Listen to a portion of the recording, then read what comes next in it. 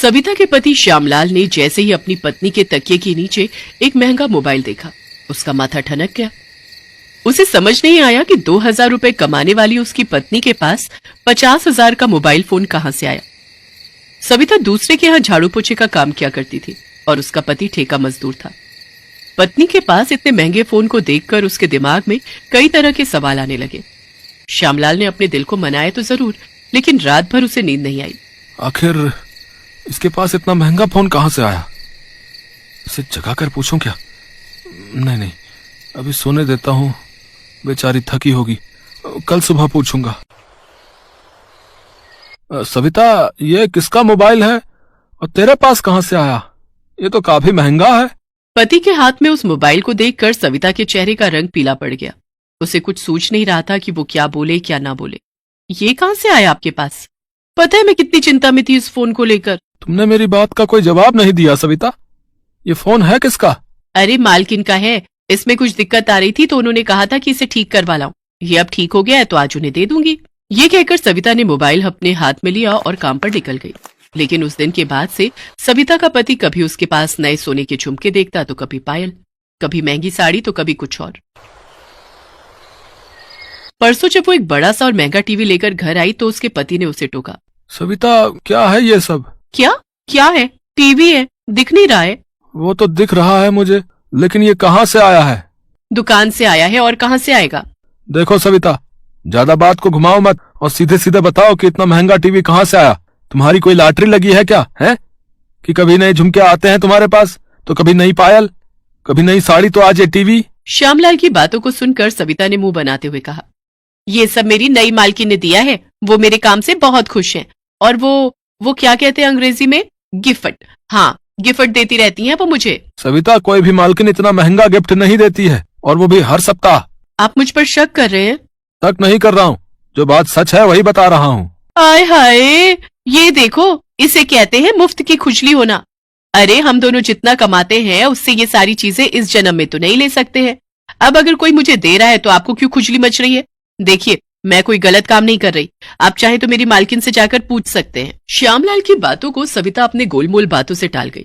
श्यामलाल ने उसकी बातों को सुना तो जरूर, लेकिन वो चाहकर भी उसकी बातों पर विश्वास नहीं कर पा रहा था। उधर सविता का अचानक बदला रंग ढंग सभी के लिए चर्चा का विषय था। उसके मोहल्ले वालों ने अब पीठ पीछे बातें बनानी शुरू कर दी थी। विमला, ये सविता ने घर पर नोट छापने की मशीन लगा रखी है क्या? कल ही नई टीवी लाई थी वो, आज देखा कि वॉशिंग मशीन भी आया उसके घर। अरे उसके कान के झुमके देखे तुमने? कितने बड़े बड़े थे, जानती हो, खालिस सोने के थे वो। विमला, वो तो लोगों को बता रही है कि उसकी मालकिन उस पर मेहरबान है। भला इस तरह मालकिन लोग कब से मेहरबान होने लगी हम लोगों पर? मुझे तो दाल में कुछ काला लग रहा है। तुमने तो मेरे मुंह की बात छीन ली। सविता जरूर कोई गलत काम कर रही है। लोगों की बातें श्यामलाल के कानों तक भी जाती। वो जब सविता से लोगों की बातें कहता तो जलन, अरे जलन नाम की भी कोई चीज होती है कि नहीं?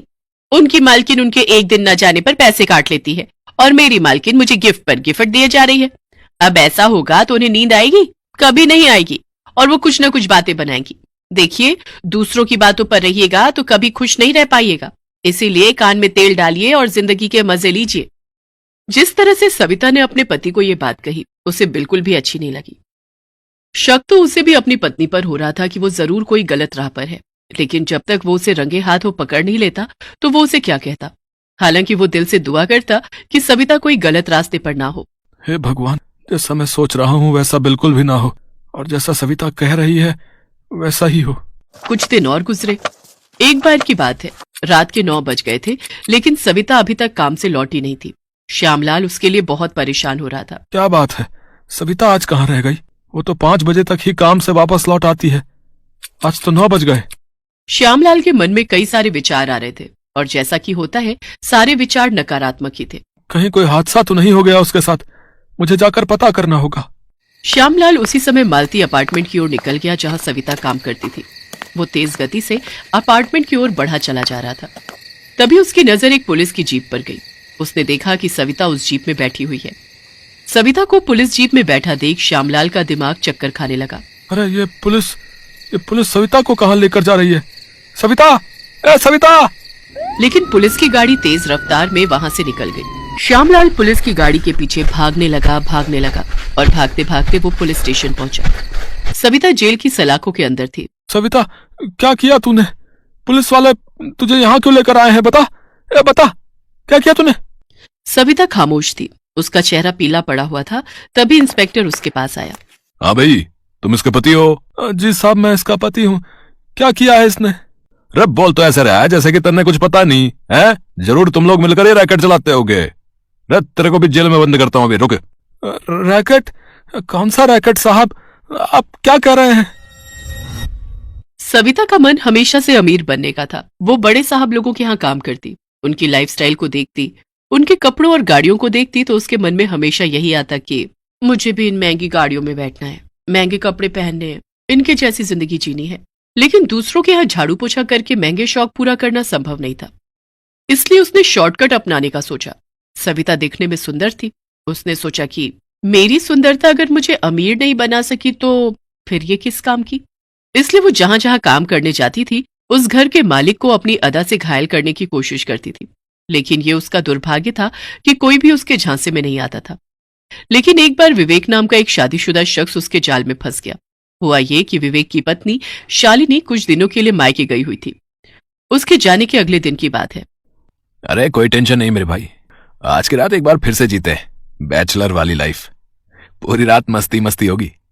तो मिल पुराने अड्डे पर। विवेक ने अपने दोस्तों के साथ उस रोज जबरदस्त पार्टी की। जब वो घर लौटा तो उसके पांव लड़खड़ा रहे थे। उसने उस दिन कुछ ज्यादा ही पी ली थी। घर पहुंचकर वो तुरंत बिस्तर पर जाकर सो गया। उसे घर पहुंचे हुए अभी आधे घंटे भी नहीं हुए थे कि दरवाजे की बेल बजी। साहब, मेम साहब ने कहा था कि आपके लिए रात की रोटी बना दिया करूं। रोटी?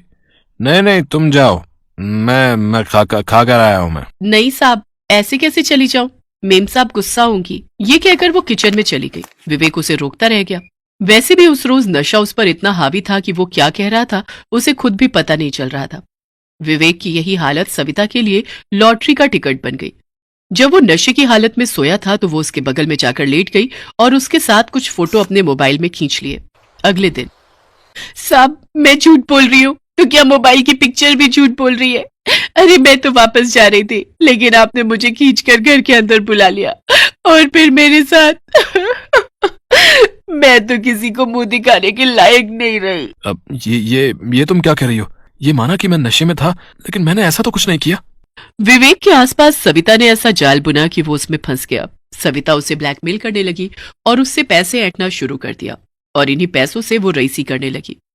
ये सिलसिला चलता रहा लेकिन एक दिन विवेक की पत्नी शालिनी ने बैंक के पासबुक में देखा कि विवेक हर दूसरे दिन एक मोटी रकम खाते से निकाल रहा है तो उसे कुछ शक हुआ।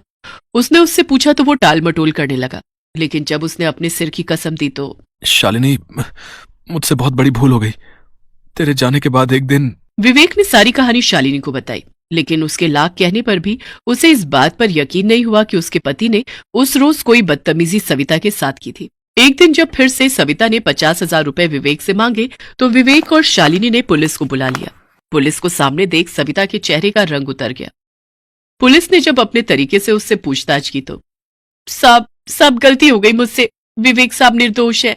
ये वीडियो तो मैंने उनके नशे में होने का फायदा उठाकर बनाया था। सविता पर मुकदमा चला।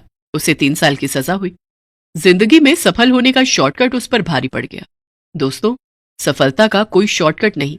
मेहनत करिए, मेहनत से किस्मत बदलती है।